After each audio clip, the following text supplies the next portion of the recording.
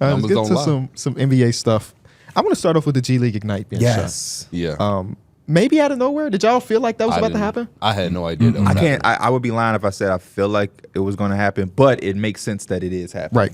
With the NIL, the transfer portal. Remember the G League Ignite thing was for players to have an avenue to make money without going to college. Or without having to go all the way overseas like Brandon Jennings had to do way back in the day. But now that you have NIL, guys are still just going to go to college now. And some people are staying at college for years longer. Yeah. When they could have been drafted. And it makes sense. I mean, this year, G League Ignite, I'm not going to act like I've been watching them. Did y'all know that they're 6-40? Yeah.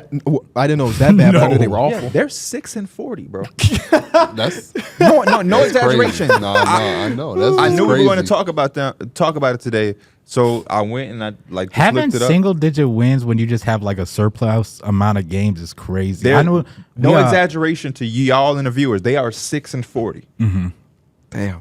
I know. And they have like real NBA players. Like they have 2 lottery picks minimum. Yeah. Shout out to Anthony because he sends us like the notes for all the games and everything like that. But they were talking about the Pistons and the Wizards, like one of the worst records out of 70 games since like the Sixers, who were 9-61. And I'm like, I can't even tune into a game at that 9-61. That's you a scheduled loss on the calendar. Sadly for the Wizards, Bilal out for the year. You know what I mean? Pistons, Amin Thompson. I mean, get well soon. Asar, because that's some scary. You know what I mean? Stuff. But it's that weird time of the year where injuries are starting to like pile up. A lot of people are limping to the finish line for sure. That's the one thing that if I was a fan of a team like that I would just be trying to at least see my young players play. If you can't get that, then I don't know what you're getting. But the G League Ignite is supposed to be a place for kids to go in and be able to make some money while playing basketball, but also supposed to be like, oh, he going against real NBA competition. Yes, exactly. Oh, this player was in the NBA 4 years ago, and now he's in a G League. That has not developed. Like, how many players have gone from G League Ignite and looked ready for the NBA? I used to argue that with my guy Combo. We used to do like Friday Night Light Spaces back when Twitter Spaces was popping. And that was one of the biggest arguments I had about the G League, was like, you're technically playing against NBA talent, but you're not playing against NBA talent because a lot of those guys that are in the G League, they're not making the NBA. Like there are players that get called up and will make a team and can play some minutes. We see Quinn Owens for the Warriors. He was a guy that played G League and is now on their roster. But majority of the people in the G League are not going to be NBA players.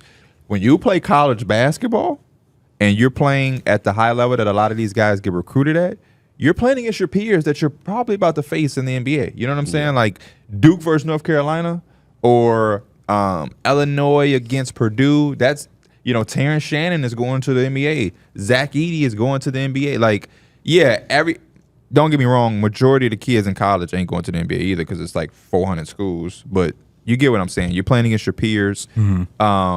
So I didn't ever see the clear-cut, super high advantage. I saw this like sometimes if your rookie come in, they maybe need some more time to develop. There's not a lot of minutes there for them on the main roster. You can send it down to the G League, let them get their confidence, their skill set up, and all that. And I thought that sometimes was beneficial. We saw a few teams do it, like with Jarris Walker. He went down, and we saw him go down there and go crazy. I know Johnny Davis. He went down there, and he really went on shit still. But, like, you still see guys go down there, and they, like, build themselves up, and then they come back. Nikola Jovic even played down there for a little bit. Well, no, that's going to stay. The G League Ignite team is what's leaving. Okay. The G League is still intact. The benefit of this is, like, all 30 teams will have an official G League affiliate. Like, that wasn't always the case. Some teams were sharing I'm stuff. with P. I've never really seen, like, the crazy advantage. I did kind of notice that, like, I feel like you get used to the physicality to the NBA a little bit more. Like, a lot of these players, they already have, like, I don't know if they're also getting, like, the NBA training with it and NBA workouts and all that type. But, like, you can see they're coming into their body a little bit earlier than they would if they would have probably done the same thing in college, But that's the part to me where I thought about that too. But college has weightlifting and training programs as well. I mean, we talk about players that would have been like going to a big blue. It's not like these players would have been at mid-major. So we're talking about $1 million programs, $1 million workout Ron machines. Holland was going to Texas. Like, he would have been fine. He would have had maybe not the same, but very comparable amenities and things like that. The only argument I see in favor of the G League is like you get the simulation of an NBA player's life where you can focus on that all day. Because Right. when you go to college, technically you still have classes and semesters and college campus. Yeah, them and different things geography like that. majors. You know what I mean? Stuff like that. An interesting point, I seen a random person comment on whatever I was reading, and I think it was a fabulous point. I never understood the necessity for every single one of them to be on the same exact team. No, I 100% Facts, agree. I though. think it was just a marketing thing. Like, oh, you want to see the future of the NBA? Come to watch this team instead of Right. like trying to convince somebody to come to a G League game. It's tough. I think it's just going to be objectively tough. But you could say, hey, Ron Holland is a lottery pick. I don't know how to pronounce the dude name from Mattis here. Buzelis. Yes, he's a lottery pick. So let's go. You can go watch them at a one singular spot. But I For sure. agree. If they would have let it be like, oh, he's on the Iowa Wolves and this guy is on the Mad Ants, it just probably would be better. As far as having people go straight from high school to the G League, but They sold it really well when Wemby and Vic. I mean, Wemby and Vic. Scoot. Wemby and Scoot was able to clash. Like In that was Vegas game. Yeah, that was a big deal. So I could only imagine what it would have been like if it's like Mattis Buzelis versus Ron Holland or Jalen Green team versus Kumingas or whatever, but putting them all in the same, because the person was making a parallel to college. Like normally, if I play small forward and Derek plays small forward, unless we bros. And we, he's probably gonna go to Duke, and I'm gonna say, well, I ain't going to Duke. Then I'm they going got to their Kentucky. small. We You know gonna what I mean? compete, I'm yeah. going over here. Unless we again like this, and we just finna put this star-studded class together. You normally not Scoot Henderson and Dyson Daniels probably wasn't committing to the same school, Right. You know what I mean? Like they're overlapping each other. There just hasn't been a ton of success stories in the 3-year, 4-year run. Jalen Green, again, we mentioned, has been playing better. Jonathan Kuminga has been playing better, but these guys took 2 seasons in the actual NBA to get to the point where we're like thinking about them as real NBA players. Even like a guy like Dyson Daniels looked better this season, but you know what I'm saying? Scoot's starting to slowly look better. Yeah. He did start off a little rough, but then there was like a developmental thing that he had to go through. Right, and that's just a point against the idea, because the idea, again, is to come in, we playing against NBA talent, so once we get to the real NBA, everything gonna be cool. No I was adjustment. gonna say, needed. it's like None of those guys came onto the it's like scene. that It's like blueprint really nice. for like a cheat sheet, but it ain't no cheat sheet. Honestly. You're going through the you gotta same get to the adjustment NBA and that yeah, a the college same player. adjustment. Yeah. Yeah. And a lot of Would those have. dudes' stock goes down.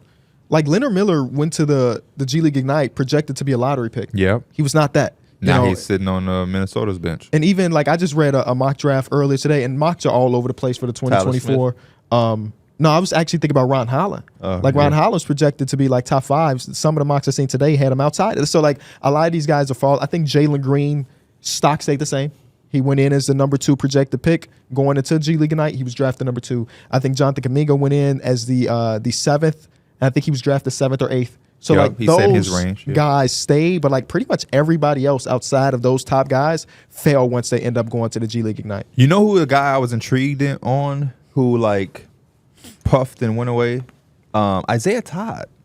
Yes, I really yes. liked Isaiah Todd's game coming out of high school and potentially going to college. I forget what college Isaiah Todd was going to go to. And even when he went to the G League, I was like, everybody talking about Jalen Green and Kuminga, rightfully so. But I'm looking at this Isaiah Todd kid, and I think he could have some game. He was tall, had the jump shot or whatever. I think he went to the Wizards, and I was trying to keep up with him. And nothing really materialized. And it's the same thing with Jordan Miller. I'm hoping doesn't happen because I think Jordan Miller really has a good game. Leonard Miller. I mean, yeah. What? Jordan said Miller? Who Jordan the hell Miller. is that? Leonard Miller. Thank you for correcting me. Jordan Miller. Leonard Miller, I thought was a really good player. I think he's still a really good player, and I think he could be Jordan Miller. I don't know what the hell am I thinking. Who is that though? Leonard Miller, I think could be a little bit of a steal. I think I give him thought some Leonard Miller time. was a steal. Yeah.